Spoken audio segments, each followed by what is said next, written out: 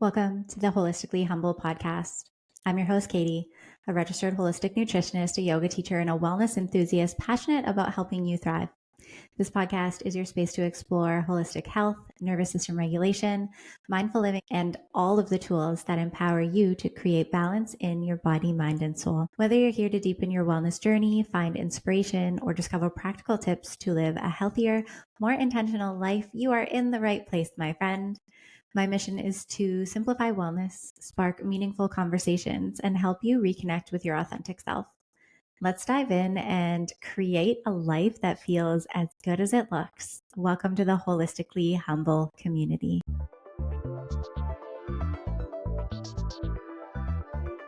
Hello, everyone, and welcome back to the podcast. I am so excited that you're here today because we're diving into a topic that actually can have a huge impact on your health and wellness. And reducing toxins in your home is this topic. So it's something that I spoke about actually last episode when I was talking about spring cleaning and talking about how I am intrigued and interested in doing a podcast episode on switching out products that you probably use in your home or maybe have used in the past and are unsure about what to change to.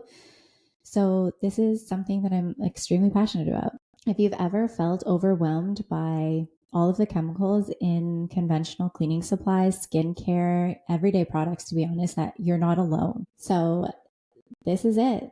Today, we will be talking about simple swaps that you can make to create that healthier, low-tox home without the stress, okay? I'm here to help you along the way. So grab your tea, go on your walk, have a good commute, whatever it is, take a deep breath, and let's get into it. So why does this topic even matter? Many of the everyday products that we use on a daily, weekly, monthly basis contain synthetic chemicals. It's so sad. I know when I first learned this, I was like, basically everything I'm doing is a lie and it's killing me. No, I'm just kidding. I'm not kidding, but it's pretty intense, right? Once you start to learn about this topic, it really opens up a can of worms. And when they say the saying, ignorance is bliss, this is what they mean. When you don't know, you can live in bliss. But when you know, you can make better choices. And so these synthetic chemicals disrupt our hormones. They burden our detox pathways. Go to my last episode to learn a little bit about the bucket theory. And they impact our respiratory health, so our breathing. Things like artificial fragrances, endocrine disruptors, and harmful preservatives lurk in everything. Honestly, from our dish soap, laundry detergent, skincare, all of that. While we can't eliminate every toxin from our environment, unfortunately, otherwise you're going to be in a chronic state of fight or flight if you try to do this, especially all at once. We can control what we bring into our house. So let's get into it. The first step, start with the air you breathe. So a few things that I can give to you as examples would be swap out your synthetic air fresheners, plugins, and scented candles for essential oil diffusers or natural beeswax candles. Even things like having plants in your house. You could Google like indoor plants that help clean the air. I think like a snake plant can clean, depending on how big it is, can clean up to 200 square feet. So like having a few of those in your house or your rooms can be something that can help clean your air. Honestly, getting rid of the plugins like right away, unplug it, throw it out, get it out of your house. It's so bad for you. And then the scented candles, I'm sorry if you like the scented candles. This was a hard one for me to get over, but there are other alternatives out there. Like essential oil diffusers are amazing. And they set a vibe too. They like put out that little bit of smoke, if you will, that air vapor stuff with the essential oils into it. And it's great. You'll get used to it. Now when I go into like the mall and I walk past Bath and Body Works or whatever, it's like, I can't believe people work in there. And then I can't believe people consistently buy and light these things in their house or like use the body care products. Like honestly, turn the labels around and try to read the ingredient list. And if you can't read it, your body, it's fucking up your body. Open your windows daily to bring in fresh air and help ventilate the toxins. I know we are in spring now, and specifically today when I'm recording this episode, it's beautiful out. It's so nice and it's like refreshing, right? You want to open up your windows and your doors and have the fresh air come through and clean the space. But, when you are in the winter time, you don't tend to do this because it's freaking freezing, obviously. But it's so good to just a little bit, a minute or so, just open up the windows to like let that fresh air come through. The next step would be cleaning up your cleaning products. So let's go ahead and ditch conventional all purpose cleaners filled with harsh chemicals, and let's opt for natural alternatives. Maybe things like vinegar and baking soda are great cleaners. Castile soap is a good, like, overall. You can use it on your body for laundry detergent, cleaning, and the like. Making your own cleaners is like pretty cost effective, and then you know exactly what's going in it. Of course, there's a transition period for when you do this because you're used to using the conventional all purpose products and like they get shit done, but at the cost of your health. So there is a transition period from when you go to using those things to switching out and using the low-tox or non-tox options. So just be aware of that. Don't give up. Keep going. You could look for brands that are the Environmental Working Group, EWG friendly or verified. And again, making your own DIY cleaning sprays using essential oils like lemon or tea tree and lavender are so beneficial and don't cause you to have your hormones disrupted or have breathing problems, etc. So one thing that I haven't used in like a hot fucking second, years and years and years, are dryer sheets. I would swap those dryer sheets for wool dryer balls. I know where I live, there's a place called VI Refillery and they sell them there. I'm sure you can find them online as well. And you can add a few drops of essential oil. So like a fresh natural scent, whatever you're going for in your laundry. I love lavender. I love vanilla, those kinds of things. That's what I would do. Step number 3 would be to rethink your laundry and dish products. Okay, we're going through the house here. Choose a non-toxic laundry detergent free of synthetic fragrances and dyes. So I am going to gently say that if your laundry detergent has a commercial, you should not be using it. These are the big commercialized products, right? Tide, Bounty. I'm sure there's other ones, but like those two that come to mind, please don't use them. Get rid of them. They have synthetic fragrances and dyes, and they're just not beneficial for your health. And then let's just put this into perspective for a moment. So you're doing laundry and you're washing your clothes, maybe, for example, in Tide. And there's a lot of chemicals in Tide. And then you put those clothes on for 8 hours a day, and your skin is the largest organ. And so you are allowing those chemicals to go into your body, and then your body has to work extra hard to detoxify them out. And then, for example, you wash your sheets and your bedding in that, and then you sleep in it for 6 to 8 hours a night, hopefully maybe around that or more. But you can just see how you're constantly bombarded with this, right? So making these changes and avoiding fabric softeners, maybe use white vinegar or the wool balls. Try it out, okay? Try them and then know that there is that transition period as well, especially if you're using those commercial hardcore products. There is a transition period for you to get used to it.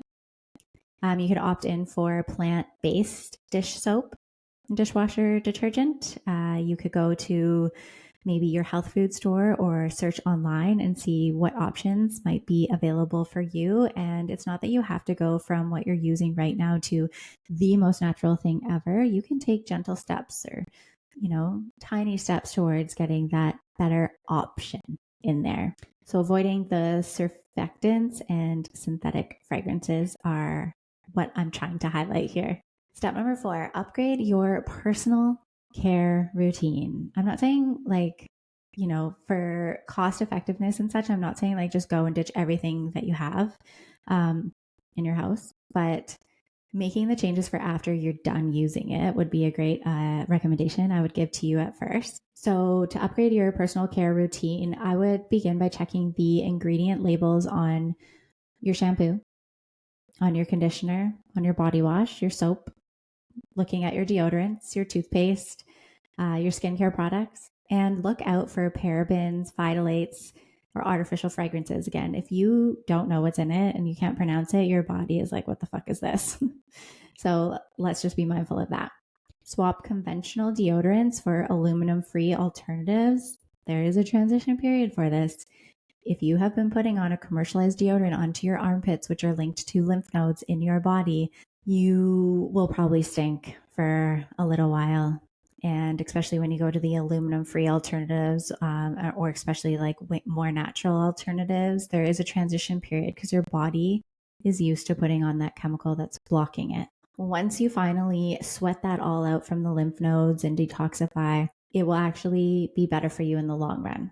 So making that swap of your conventional deodorant to aluminum-free alternatives is amazing. Choose mineral-based sunscreens over chemical sunscreens to reduce your toxic load. I would even go as far as saying, get a minimum of 20 minutes in the sun without any sunscreen. That is how we can absorb and create the vitamin D that we need in order to function effectively, properly, appropriately, optimally, all of those things. And then put your mineral-based sunscreen on. And again, it's going to look different. It's not going to go in as smooth as your commercial sunscreen. It's going to maybe look a little bit more white because it has the natural zinc in it. Step number 5 is in your food and kitchen swaps. So store leftovers in glass containers, or stainless steel is a great option as well instead of plastic containers. So you know how plastic containers will say microwave safe. It means that like it's safe to go in the microwave, it won't melt. But what you don't see is the microplastics going into the food that you are then consuming, especially when you heat it up afterwards in the microwave. Like you have the food in the plastic container and then you heat it up in the microwave. Your food is leaching microplastics from the Tupperware. The Tupperware is not melting, so that means it's microwave safe. And that's where they get you, right? They get you with all of these sneaky little things that you think you're doing okay or the right thing, and then you're like, fuck, I'm not. Again, don't get overwhelmed. Just start small, but I would definitely suggest switching to glass or stainless steel Tupperware container things instead of plastic. I just started doing this recently, actually, but using beeswax wraps or silicone lids instead of plastic wrap. This is great. Beeswax wraps are what I've used. I haven't used silicone lids yet, but the beeswax wraps are unreal. Honestly, you just wash them in cold water with soap and they're great. And then they have that wax on it, so they like stick to the things you're putting it on. And I'm a believer. I definitely agree with them. And so that's why I put this in here. You could swap non-stick cookware for cast iron or stainless steel. And this is to avoid harmful chemicals like PFOAs and PFAS. If you don't know what those are, look them up. They're scary. But again, you get used to like the non-stick cookware and you're like, I'm not going to go to cast iron because everything sticks, or stainless steel, but you got to go through that transition period and know that you're doing so much benefit for your body. This was a lot of information in, I feel like, a short period of time.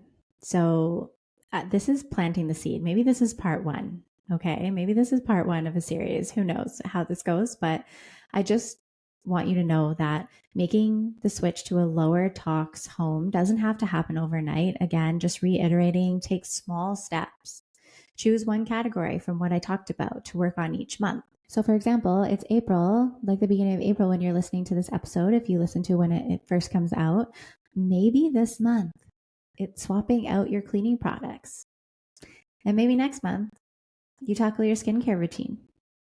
Because every small step adds up.